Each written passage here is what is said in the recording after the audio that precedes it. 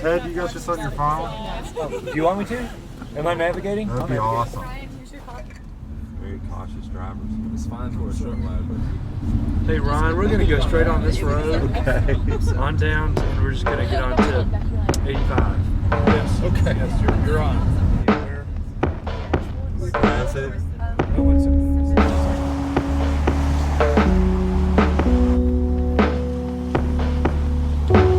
So the water gets down, we're gonna park like this.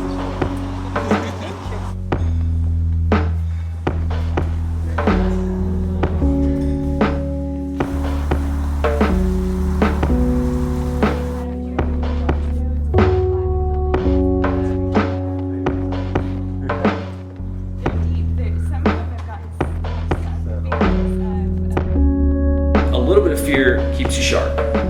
That fear could be like not looking like an idiot in front of a client or a design principal.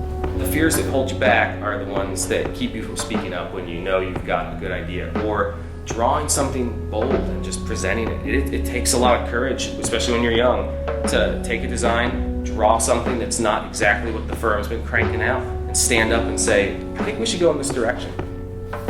I draw a ton and throw a lot away before I share anything. Know your safe spaces. It's okay to look stupid in front of your colleagues, and it's less okay to look stupid in front of a client. But you have to find some place to look stupid so that you can grow. It's fun to be the person who comes up with the design. It's not fun to be the person who came up with it and said, yeah, 7 of us did it. My best designs have come from a healthy amount of collaboration with other people. Take and pull. If someone else has a better idea, don't be afraid to co-opt that idea. Give credit and evolve that. I think it's important to have some measure of ego because that gives you confidence, but don't let it drive your interactions with your coworkers or your life, because then people will hate you and they won't want to work with you. We did a collaboration with Solana. So we did the architecture and the design. Oh, really? You all enjoy the rest of your cemetery.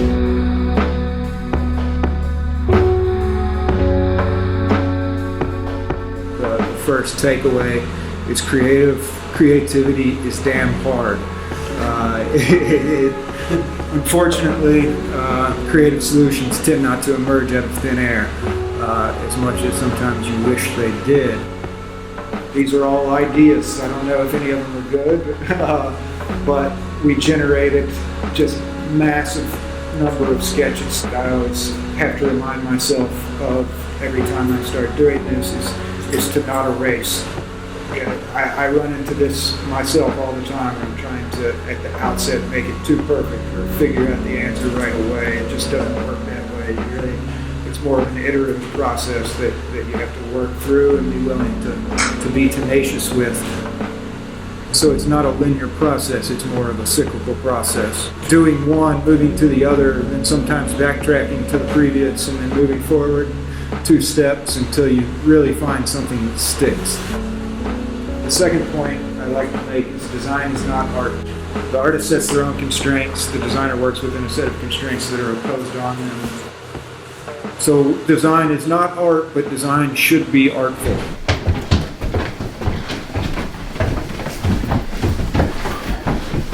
You're recording like we're in like a ghost house or something like that. Say what? I say you're recording like we're in a ghost house or something. We are in a ghost house. We have a third person, Grant, who'll be starting on Monday, but currently it's me and Alyssa. So we're one of 3 offices of Dix Height. We were founded in Longwood, Florida. Oh, really? You're a third stop. Long day. Perkins Will. I just came out of school where everything works out perfectly. Your design, like, there's no like problems that just like come in and then you have to rework something. We use this parking lot out here and we'll like walk out. Jenny Lynn like has her pace. I know what 3 feet looks like, and so we'll be like, oh, this is 30 feet by 20 feet, and we'll walk it on and tape it on the parking lot and say, oh, this actually feels pretty good. Yeah. Or like, wow, that's tiny. I found that when me and Jenny Lynn start talking about the nitty gritty, we just start sketching in front of each other because it's hard to communicate those little details. But like grab whatever is there and start drawing on it. a lot of these sketches, we'll sketch up an idea and then we'll call some of our coworkers in Longwood or something and talk, and we'll scan it, or we'll just take a picture on our phone and send it to them and be like, do you think this will work? One thing that's great about the profession is that people come at it from so many different places and they bring those passions, and then when you work together, like the person who really lights up around plants and the person who like just has this intuitive understanding of like three-dimensional space, they get them together and what comes out is super cool.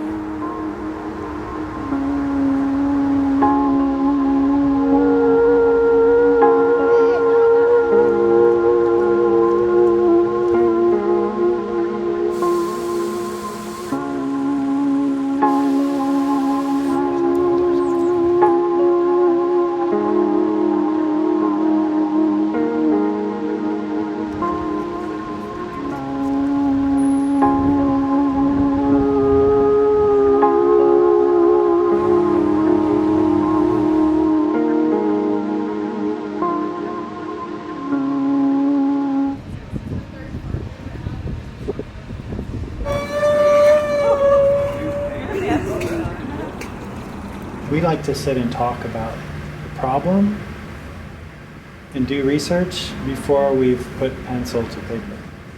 Research is not just hard-nosed thinking in a straight line about something. It sounds like it is. It sounds like well, if you're researching, then you know what your goal is. Really, it lets you do that, simultaneously lets you really step back and say, well, really, what is the problem here? What is the situation that we can be most impactful with? That's before sketching. That is pre-sketch. There's so much to learn in architecture in this profession.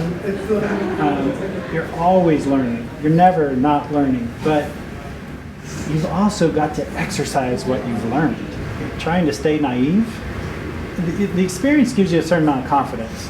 You know more completely what you're trying to do with something, but you also want to be completely open-minded to the possibilities that are meaningful to that situation.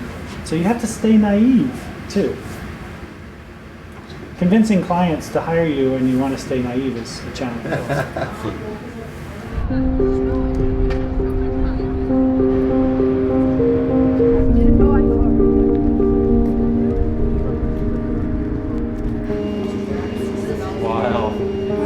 So everything that you see in this building plays a specific purpose. Concrete, for instance. How do you guys feel? The building is very comfortable feeling, right? Yeah, it is. Exactly. Yeah. So we use a different system of heating versus an HVAC system. HVAC systems are highly inefficient, very expensive to run. And this is dry heat. It's not humid heat, which is why it doesn't feel as uncomfortable as it does on like a humid day. So when the building reaches a certain temperature and then gets too uncomfortable, fans will come on. Those doors over there are automatic. They'll pop open. So the windows in the building will pop.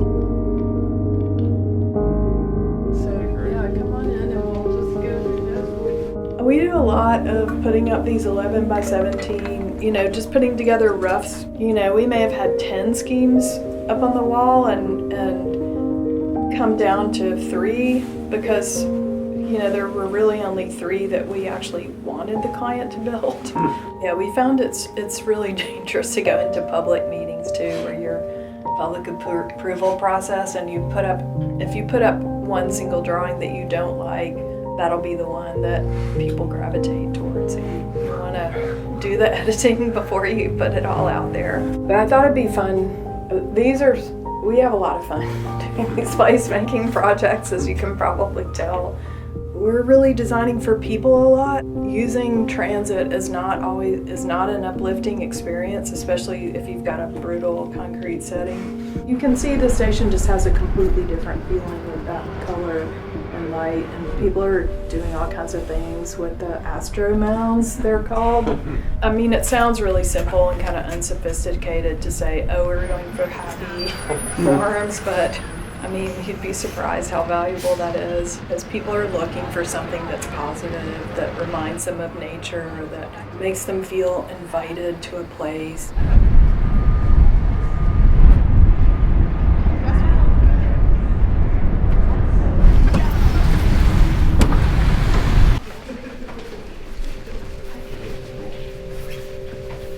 things that we've been dreaming about on how to reposition the building next door.